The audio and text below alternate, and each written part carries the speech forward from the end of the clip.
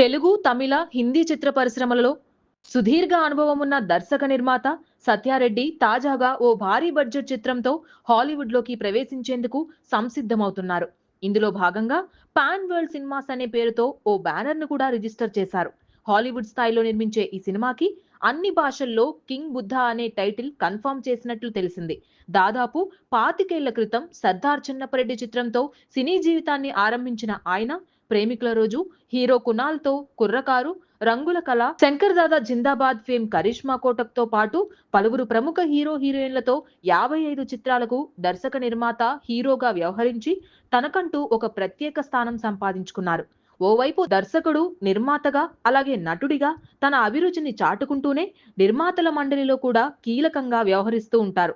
2016లో Telugu film chamber producer sector chairman గా కూడా ఎన్నుకోబడ్డారు. ఇదిలా ఉండగా ఆ మధ్య వైజాగ్ స్టీల్ ప్లాంట్ ప్రైవేటీకరణకు వ్యతిరేకంగా ప్రజాయుద్ధ నౌక గద్దర్‌తో ఉక్కు సత్యాగ్రహం అనే చిత్రం నిర్మించి ప్రపంచంలోని పలు భాషల్లోకి అనువదించారు.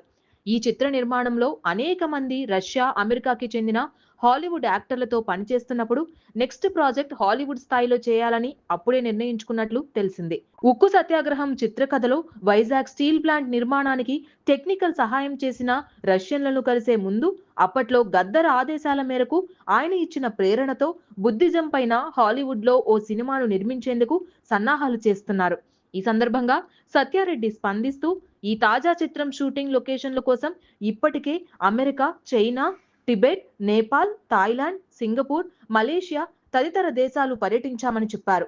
ప్రస్తుతం చిత్ర నటీనటులు, సాంకేతిక నిపుణుల ఎంపిక జరుగుతోందని, త్వరలో అమెరికాలో ప్రముఖుల సమక్షంలో చిత్ర పోస్టర్ లాంచ్‌తో పాటు అన్ని వివరాలు ప్రకటిస్తానని తెలిపారు.